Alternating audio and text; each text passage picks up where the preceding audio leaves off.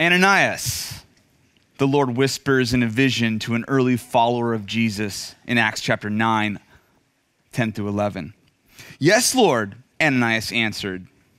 The Lord says to him, go to the house of Judas on Straight Street, ask for a man from Tarsus named Saul, for he's praying. And in a vision, he's seen a man named Ananias come and place his hands on him and restore his sight. Him? Okay, God, look, you have a lot of irons in the fire. You got a lot of plates spinning. You're a busy, busy, busy God of the universe. Maybe some paperwork was mixed up or like an email was sent to the spam folder or something. But him, Saul of Tarsus, do you know? I know you know who this guy is, but Saul of Tarsus, he's not like the other Pharisees. This guy's addicted to violence. This guy's a fanatic. He's dangerous, God. Do you know what he did? You're God. Of course you know what he did. My cousin Yohanan was there in Jerusalem. He said you could feel the hatred in the air that day. Stephen, oh man, Stephen. What a dude. What a guy. All Stephen ever wanted to do was to bring hope and life and the incredibly great news of Jesus, the Messiah who died for us, to tell your story. That's all he wanted to do. And then the conversation turned to yelling. The yelling turned to screaming. And people started grabbing at his clothes. They took him outside of the city. And when they could no longer answer any of what Stephen was saying, they covered their ears and they started throwing whatever they could find till he stopped breathing. At his head. The anger, the rage, the hatred. It was the worst thing. And Saul was the one person who had the auctoritas, who had the authority, who had the respect of the crowd that could have easily put this thing down and said, hey, yo, whoa, calm down. He wasn't doing that. He sat there with a smirk on his face. He was very satisfied. You know what Stephen said? The last thing he said, Lord, don't hold this sin against them. Oh man, he was awesome. Him? Saul of Tarsus. He's dangerous. I mean, we're like a serious minority movement. Like 1 in every 10,000 people in the Roman Empire is a follower of you, Lord. And now he wants to take that small little baby thing and just squash it. All right, you're God. You're God, I'm not God. But like, if he's on board, if he's really on the bus, he's going to have to sit the bench for a while. I mean, he has been running so fast, so hard in the wrong direction for so long. His momentum is so powerfully against you that to just slow him down, stop him, and get him back on the right page is going to take at least decades. So fine, I'll do what you say. And the Lord said to Ananias, go. This man is my chosen instrument to proclaim my name to the nations, to the Gentiles and their kings, and to the people of Israel. So tonight, I want to talk about momentum. I want to talk about messed up momentum, and to talk about that, there's like probably no better figure than to look at one of my favorite people, Saul Paul of Tarsus. Saul Paul of Tarsus. And when we think about messed up momentum, we're going to not just sort of leave it in the past. We're actually going to explore and ask some questions of ourselves tonight and of myself and of all of us. So, and tonight, I just want to say one other thing. It's not going to be this like magical exegetical buffet where I'm going to try to wow you with all kinds of crazy stuff. This is going to be really, really simple, and it's an insight I want us to see, and it's really kind of one insight, like a singular thing I want to talk about, and it's something that's become sort of like a passion for me, or like a gong that I'm constantly banging in office hours or in conversations or in my own life. So that's what tonight is about. So there you go. So let's talk about Saul Paul, and his messed up momentum, his messed up trajectory, going the wrong direction. We meet him in Acts chapter 7, and he's overseeing the mob murder of Stephen. Overseeing the mob murder of Stephen. That's our first introduction in the narrative of Acts. And we're told that Saul it's not like he was just satisfied, like, oh, good. We taught him a lesson, that'll shut him up. No, it was sort of like, okay, good. 101 is finished. Let's move on to 201, which is going to be, I'm going to get letters from the high priests so I can go to synagogues up in Damascus and say, hey, y'all, the high priests, they want to know if you have any followers of the way with you, and they're coming with me. And he didn't just say, I'm going to go get the dudes. He recognized that the Jesus movement was full of these amazing women that were bringing truth and grace and working. So he said, I need to get men, I need to get women, I need to get them all. He was like going for it, doubling down on it. And we actually get what's so fun about Paul of Tarsus is we get one of the rare opportunities to get some autobiographical information from him.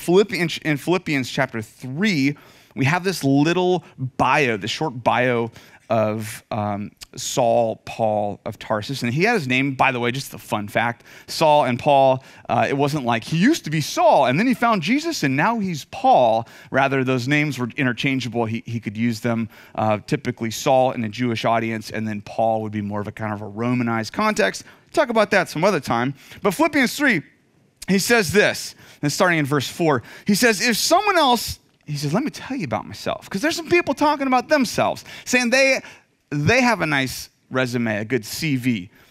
Let me tell you about my LinkedIn profile, right? If someone else thinks they have reasons to put confidence in the flesh, that is boast about stuff they've done and how cool they are, I have more. Circumcised on the 8th day. Okay, thank you for that information. Saul, we really needed that. But of course, in his Jewish context, it was a sign of being obedient and faithful family that were marked out as the people of God. So circumcised on the 8th day of the people of Israel, of the tribe of Benjamin, a Hebrew of Hebrews. So he's saying, man, I have the right bloodline. I was born into the right people. In regard to the law, you want to know about me? In regard to the law, the Torah, I was a Pharisee. Which means like I got the double PhD in like how to make sure the law is kept correctly in day-to-day life and how to help others figure that out. As for zeal, you think you're passionate about your ministry? You think that your heart beats in the night? I have so much zeal, I had so much zeal that I was actually persecuting the church. I wasn't just saying mean things about them. I was getting out there and getting it done, trying to shut this thing down because I was sure that it was against what God was about. As for righteousness based on the law, I was faultless.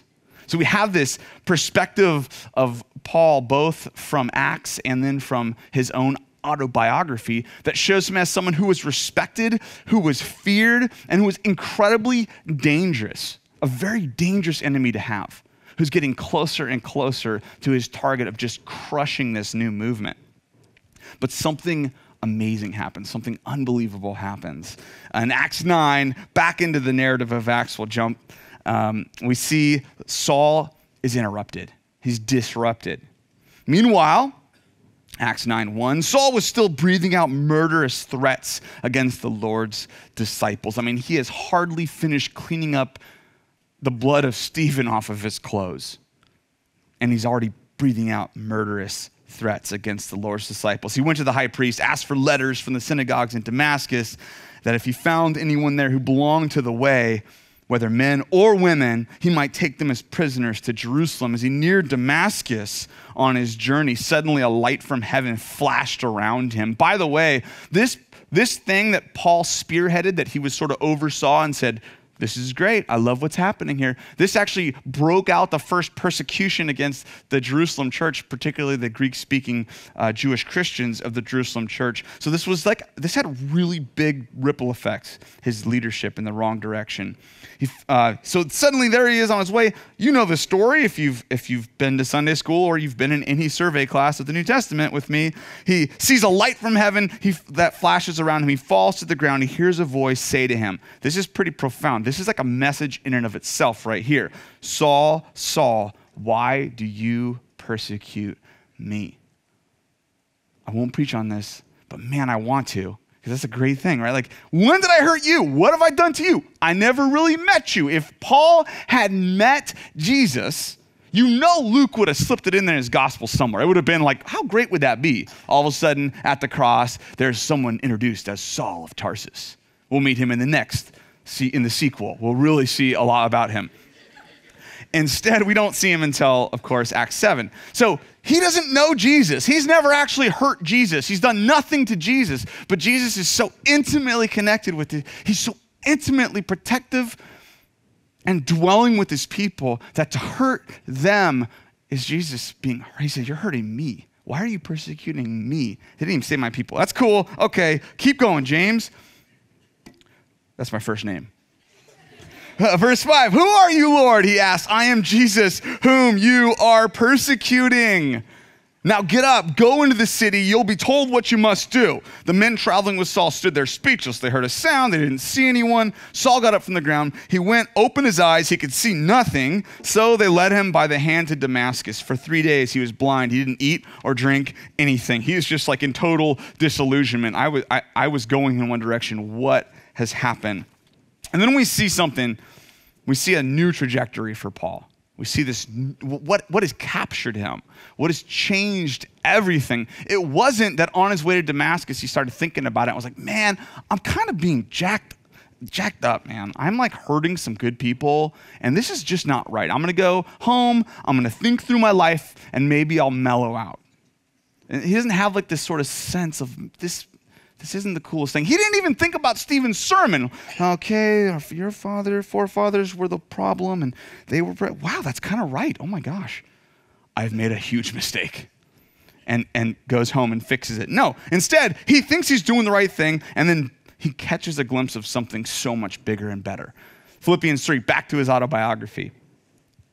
Philippians 3:7. But whatever, after Paul gave his little spiel about how awesome in the eyes of a respectable Second Temple Pharisaic Jewish community, how awesome his resume was. Then he says, but whatever were gains to me, I now consider them a loss for the sake of Christ. What is more, I consider everything a loss because of the surpassing worth of knowing Christ Jesus my Lord, for whose sake I have lost everything.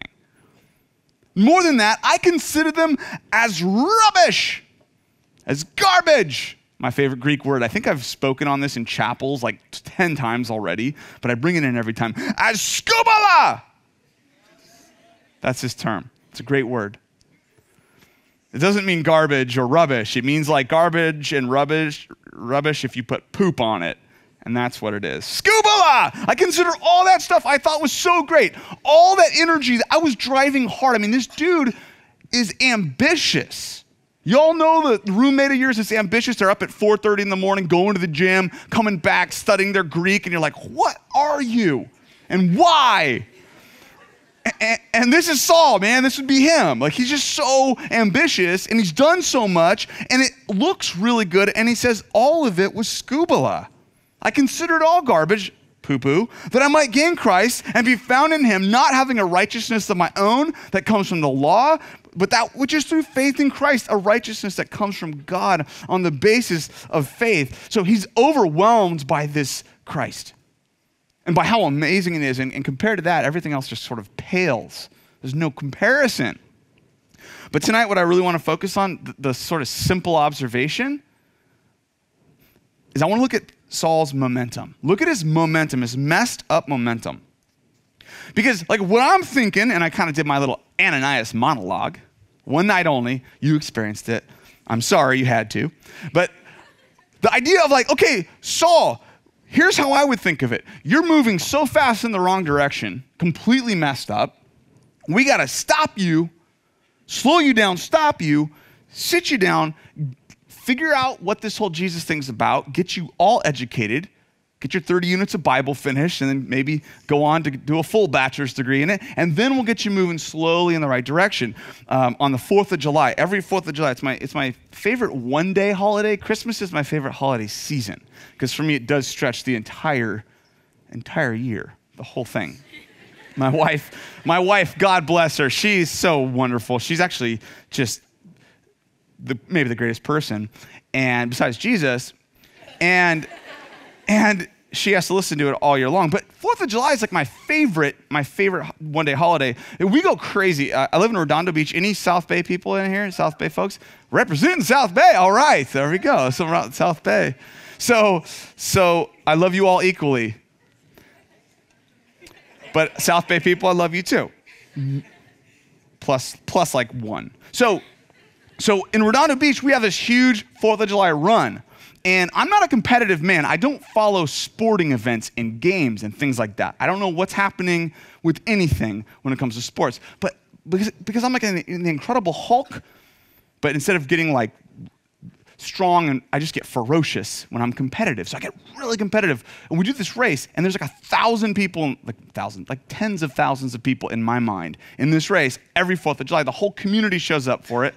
And we're decked out in like red, white, and blue, and I have this little Bose radio that just blares music, and my 2 kids are in this little double stroller. My wife's next to me, and she's just decked out in red, white, and blue. I'm decked out. The kids are decked out. We got flags everywhere, and we have like Neil Diamond's Coming to America on the speaker, like loud. They say, go, and imagine, like, look around the room. Imagine this is it, and you start running, and I'm like, this can be fun. It's like, it's some like 3rd graders next to me over here, and some old ladies kind of making it happen, jogger walking, and I'm like, not gonna be competitive, no big deal. And I'm like, okay, let's pick up the pace a little bit. So I crank it up a little more. By this time, it's like James Brown's "Living in America" is on now, one of the greatest 4th of July songs of all time. And I'm like going faster, and you're kind of swerving and swerving and swerving, and then by the time we get to Miley Cyrus's Party in the USA on the playlist, like I am going full out. I want to break records. And what happens in a big race like this when you have 2 pretty decent sized kids in the double stroller is you're moving fast, and like there's a 4th grader who's running and they just stop. And you have to like everything in you to not just destroy this kid. Stop the stroller, hold it back, and then reroute it, and then keep going. And so when I think about, this is a long story for this one illustration. When I think about Paul moving in the wrong direction super fast, it's like, okay, God, you're gonna have to get a hold of him, slow him down. Whoa there, boy. All right, turn him around and like, let's get going again. Here we go. And this is kind of the picture we typically have of how God's gonna have to deal with people that are maybe moving the wrong direction in life. Check this out, Acts 9. Here's what happens right after, like moments or days after he receives his sight again. So he met Jesus like a couple days ago. And before that, he was murdering fools, okay? That's just like slang term. Stephen was not a fool. He was a wise man. So I'm trying to stay hip with the lingo. Okay, so it says this in Acts 9. Check this out. Acts 9, verse 19. Saul spent several days with the disciples in Damascus. Verse 20. How many of you are in the Greek right now? Anyone following the Greek? Yes, that's what I'm talking about. You're going to use it. You're going to keep it. You're going to have it for life if you use it every day. Okay, verse 20. Eutheos. A great Greek word. Another one. It's not as fun as skubala, but it's a good one. Eutheos. What does that mean? It means after about a decade of training, he began to preach in the synagogue that Jesus is the Son of God. That's how it says? No, it says eutheos. Immediately, he began to preach in synagogues that Jesus is the Son of God. All those who heard him were astonished and asked, aren't you the one who kind of raised havoc in Jerusalem among those who call on this name? And hasn't he come here to take prisoners to the chief priests? Yet Saul grew more and more powerful and baffled the Jews living in Damascus by proving that Jesus was the Messiah. What is so cool about this? What is that singular, simple point I want to bring to you tonight that I feel like has been brought into my heart and life over the years? It's this. God doesn't stop Saul, turn him around, sit him down, cool him off, and then slowly get the engine running again. Instead, what does God do? God takes all that momentum, all that passion, all that fire, all that misdirected ambition, he takes it and he slingshots it, boom, in the other direction. like space movies where you have to get extra speed and you go around a black hole or like a moon or something like that. I don't know. Engineering folks can help me out with this. Like you go around the moon and get this gravitational pull and boom, you're off in the other direction with all this extra speed. That's exactly what God does with his messed up momentum, is he takes it and he redirects it, and as fast as Saul was moving in the wrong direction, he is now moving passionately following Jesus and bringing truth. It's a great and beautiful thing. I think for every single one of us, God uses his momentum, he redirects it. God uses exactly Saul's biggest mistakes to become his biggest ministry. He uses precisely the place where Saul of Tarsus was completely screwing up. And like this, as we know, right? Paul becomes one of the sharpest and most incredible tools in the work of the kingdom of God that will come out of the first century. This guy, this momentum, he slingshots it. When I think about seasons in my own life, I remember like I was the kid that my dad was a pastor, good Christian kid, never did any crazy things that much. Went to Biola University, ever heard of it? Yes, because we're here. And I was a good kid, like got married, and we were this like ideal youth group couple that met and fell in love and got married, and you know, purity rings were exchanged at the altar, that kind of stuff, you know, like, oh man, this is awesome. We're doing it all so right, and we're rad. And nothing bad had really happened to me in my life. Got, you know, some kids in junior high gave me dead legs. Brian and Nick, I'm coming for you. No, I'm not. But they would, you know, that's about as bad as it got. And I remember in the middle of my PhD program, 2010, like just everything started falling apart. I was doing 16-hour days at work, like literally 16-hour days of studying, 6 days a week, like grinding it down. My wife and I, like, we woke up and like, where is our marriage? What has happened here? I was facing some other like gnarly stuff in my life. I won't go into some details, but I faced this really bad betrayal. And I remember, like, I've been a pastor since I was 18. I was Jesus boy, and I was Christian guy, and I was studying the Bible. I was studying Christian history. I wanted to teach that and bring that, and everything was so good. And I just kind of pictured my life coming out of that, the world I'd come out of. It's like, you know, once things shatter and break, you could put it back together, but it's going to have those ugly cracks, and it's going to kind of be like the third string option. You know, it's like JV or freshman team option that maybe God will get to. And I remember that one night where it was like the absolute worst. I'm driving up to Palos Verdes where one of my awesome mentors and a fellow pastor and a dude who's like 20 years older than me, an incredible man, God, named Todd Windorf. I'm driving up to his house, and I'm broken, and I'm crying, and I'm watching my whole life just in the toilet, is what I felt like. And I'm thinking, like, this is it, man. All my hopes of ministry, all the things that I thought I could maybe accomplish that could happen, they're gone now. And at best, I'm going to be a limping, wounded, sad, hurt, hobbling Christian. I remember getting into his living room, and he was there, his wife, and I'm crying, and they just hugged me, and he listened. It's good advice, by the way. When someone comes to you with broken, he's like, listen. Like, just listen. You don't have good advice, probably. Just listen to them. But he did have one thing of good advice. No, he did have one thing he said, and I'll never forget it. He says, James, you are never going to minister the same again. You're never going to care for people the same again. And he meant that in like the best possible way. And I could tell you something, like coming out of that, we had some like awesome families around us, and some rad marriage counseling, and some really, really healthy seasons of investment. We're 13 and a half years into marriage, and it's like better than it's ever been, baby. Woo! I can't wait to get home.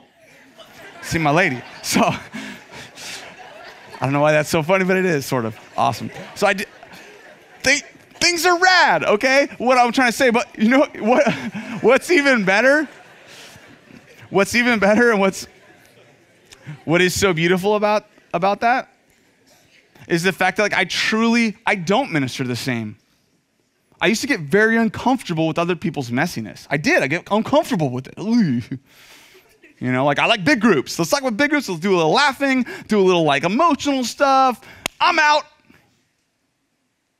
And the kind of hearing someone and sitting with them in difficulty was very hard for me. And now it's like my favorite thing. I mean, don't all come at once, you know, with your hard stuff. But like, I love sitting and just listening and caring and sharing with people like, oh man, God loves you so much. And the sun will rise in this situation. The darkness will not always be there. Why? Because like my biggest pain and my biggest hurt and the place where I thought there was no healing, actually God took the momentum of that and he slingshotted it and sent it in a different direction in his grace, in his mercy. Powerful stuff. What I want to say tonight to every single one of you, because I know Biola well. It's always changing and reconfiguring, and that's so cool. I love that. Every year it's like a different crew, different group, different sort of mixture. But having gone here myself and being a professor here, and like I know that so many of you are desperately trying for either perfection or you're trying to keep just everything together. And some of you have been through some really hard things. Things have been done to you. You've done things. There's like some real scars in your life, in your mind, and some brokenness and some ugliness. And for all your enthusiasm in ministry, and maybe you're leading some on-campus stuff, or you're going off into the community and sharing and bringing hope, or maybe you're going to speak somewhere or do something, and right before you get up there, you're reminded of your junk. And you're like, oh man, I'm broken. If only they knew who I really was. And it just it becomes a paralyzing force. It is in my life, I know it is in your life. Like if we can grasp God's grace, the size of it, and what God does with our biggest pains, our biggest hurts, and even our biggest sins, how God takes those when given to him, when surrendered to him, he takes those and he doesn't waste an ounce of your pain, not a second of your momentum is wasted. Instead, it is taken and slingshot into a better direction, into a passionate pursuit of the Lord. So what I want to encourage all of us, like when we think about Paul of Tarsus, and I'll invite the worship team to cruise back up here and we'll worship a little bit, is don't be paralyzed by your past. And this message might be for some of you like, oh man, it doesn't apply to me yet. Cool. On the day of your brokenness, maybe that evening, like maybe look it up somewhere online and listen to it real quickly. Or at least go to the story of Saul of Tarsus. And remember in that moment when you're on the floor and you're heaving and you're sobbing and you're feeling like it's all over for me. I screwed it up. I crossed the line I shouldn't have crossed. Or I was betrayed. I was broken.